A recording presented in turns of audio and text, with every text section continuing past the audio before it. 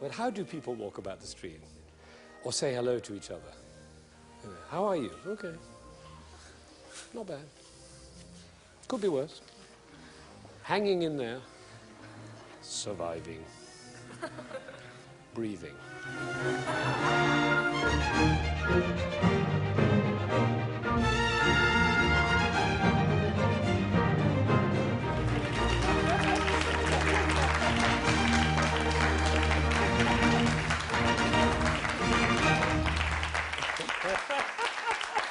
Look at that smile.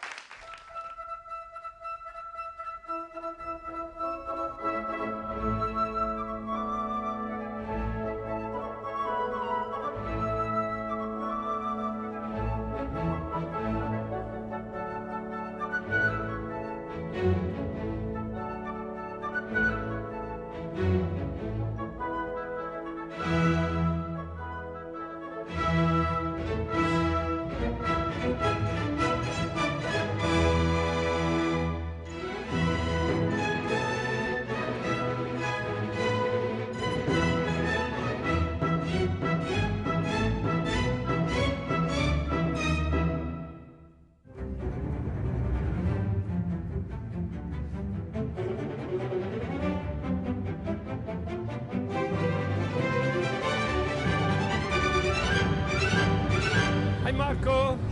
Mark, how are you? Is it going well?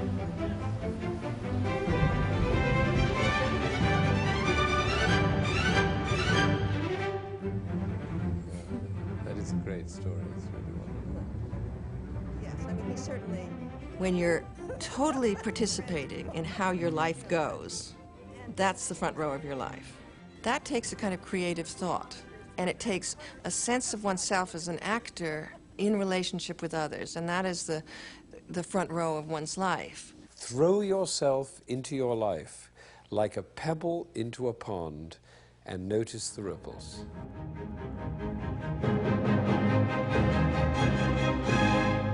One of the ways of living in the front row of your life is to hold a vision, have a purpose, and keep that purpose with you every day, in every conversation. Do you notice that in most rooms, people sit at the back? I've noticed that. Amazing. I gave a talk, and there were 500 people in the room. The first 5 rows were empty. So I went to the back and gave my talk at the back. That's where everybody was. What is it about the back that's so attractive? You know, it's the first row that fills up, is this back row. What is it that's so attractive about the back row? Yes? Provides the biggest perspective. Right. It means that you can look at everybody else. People often sit in the back with their arms crossed saying, they're having a little trouble up there in the front. Right. Great. What else about the back? It's close to the exit, so you can get out. It's safe. It's very funny, actually. I saw somebody coming down today. There was somebody who strode down the aisle, very enthusiastic. And I thought, ooh, this is a front row person. You know, and he went like this.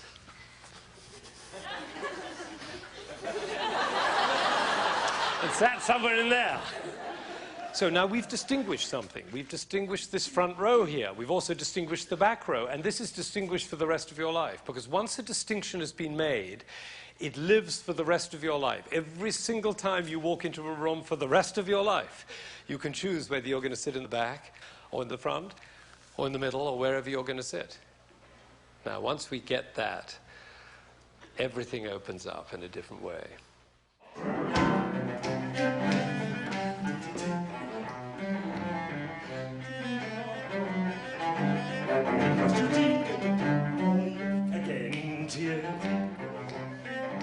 Everybody's enlivened by competition. That's a natural human characteristic.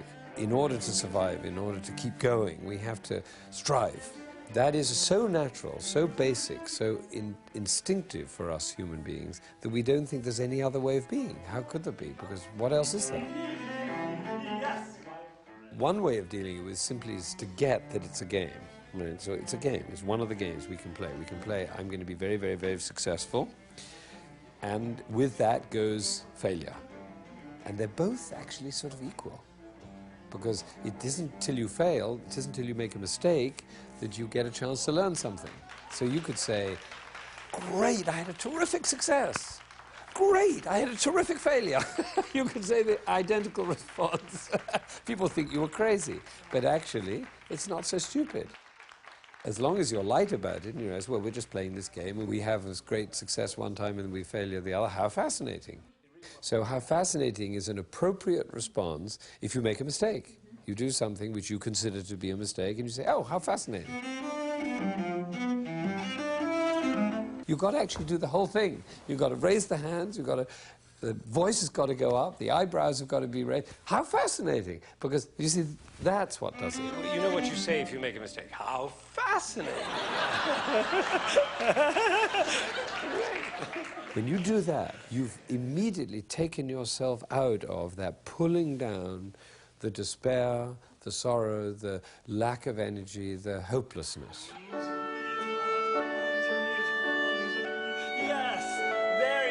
Now a breath. Some people are more productive when they're driven by competition, but clearly not everybody is, because the process is actually rather stressful, because you have to constantly look at the opposing player and wondering whether you're doing better or worse. That sets up a kind of tension in everything you do. So you're saying, is this enough? Because if I did a little more, I'd win more. And then the other person would, you see, and this kind of gesture, and this kind of feeling, and the shortness of breath, and the sense of anxiety, and the tension, and pushing, and so on, is no longer enlivening. I teach students, I teach a class at the New England Conservatory, young musicians, and they come and they're very excited to be there, and they're thrilled to be at the New England Conservatory and all that, and they're beaming, but what they're really worried about is how well they stack up against the person next door to them on the right and the left. And when they come up and play in front of people, it looks as though there's just one person there, but actually there are two people. There's the person who's playing, and then there's a person who's standing beside the person who's playing, whispering in his ear, saying, you haven't practiced enough. Do you know how many people play this piece better than you do? That difficult passage. You missed it the last time. It's coming right up. You're going to miss it again. It's the voice in the head, right? You all know the voice in the head. And if you're saying to yourself, what does he mean, a voice in the head? I don't understand what he's talking about. That's the voice I mean.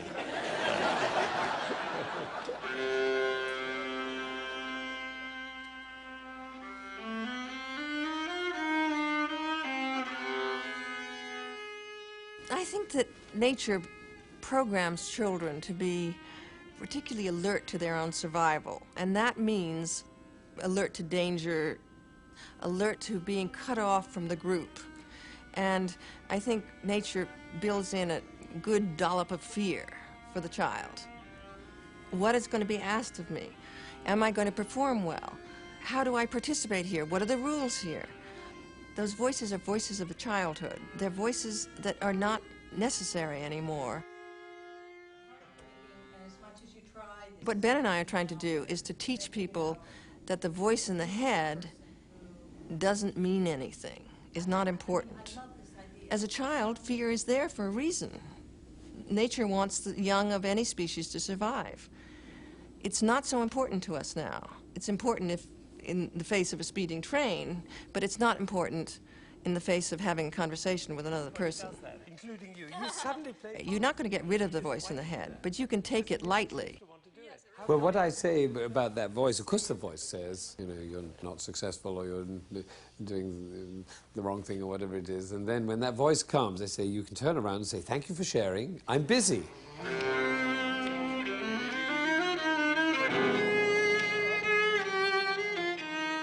The only way of silencing that voice is to be so busy that it drowns out the voice, instead of having the voice drown out the music. The reason that you can push those voices aside is that you have something you really want to do. The world of possibility is all about dreams, and in the dream world, there are no barriers. They aren't the barriers that you're seeing every day, because the dream itself comes into being as you speak it. And if you listen to the voices, they would tell you, don't do it, wait till tomorrow. You reframe those voices and say, what I dream matters. And for that moment, the world exists that way. That's the way. That's the way. Bravo. Bravo. Very, very, very, very good. That was great what you did. And as we walk out of this room, we'll all be thinking, whoa, and we might actually walk into life like this. We might actually walk down Wall Street like this. Everybody wants to live in the state of possibility. People are thirsting for it. Now, a lot of the time, it's not comfortable to do that. You're afraid that somebody's going to think badly of you or grade you in some way. And you can go bumping down in the spiral, in the downward spiral, very quickly. In the downward spiral, barriers are other people and their attitudes and what they're not doing right. The conversation about what's wrong. It's a conversation of no possibility, the downward spiral. It can be fun, and it can draw you closer to certain people, but it doesn't lead you anywhere. As soon as you notice that you're talking about what's gone wrong, what isn't right, what needs to be fixed, how they're wrong and you're right, you're in the downward spiral. The passageway out is to think possibility. It's to move forward and say, what do I want to have happen? It's a little bit like stopping in one's tracks and saying, wait a minute, what am I saying here? How am I speaking? What effect am I having on people? And do I have to say that, or do I have to be that way? No, I actually don't.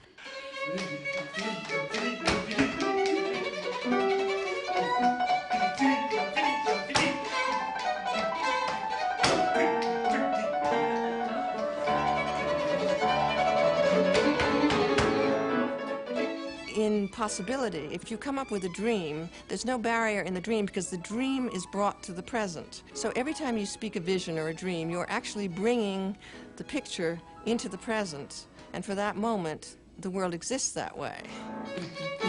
Here they are. Yes!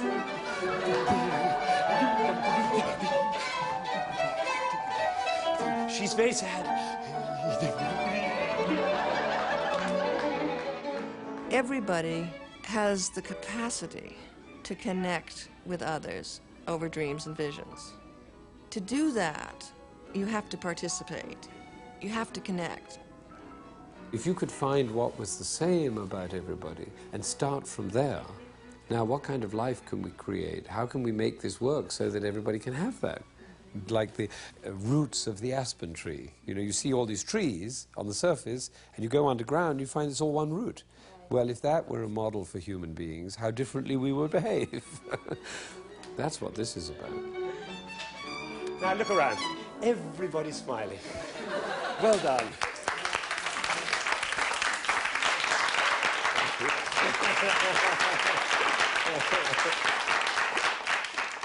I want to tell you a story, a little personal story, which is that I was brought up in a traditional family, which means lots of warmth and love and chicken soup, and also an assumption that everybody, all the children, will be successful. At the dinner table, my father would turn to my elder brother and say, "What did you do today?" And then my brother would say, at what seemed to me considerable length, what he'd done. And then came my second brother, and then came my sister, and by the time he came to me, I was a nervous wreck, because I didn't think I'd done that much. And I understood that the question was not, what did you do today? The question was really, what did you achieve today? And I knew that compared to my amazing, wonderful brothers and sisters, I hadn't done that much. And of course, that's what I was doing all through my youth. I was comparing myself to my brothers and sisters in the downward spiral conversation. So this was an undertow in my life all the way through my youth. That fear that it wasn't enough, it wasn't enough, it wasn't enough was driving myself all the time. And it really lasted all the way through my youth and adolescence and into middle age. And it cost me 2 marriages because I couldn't pay attention.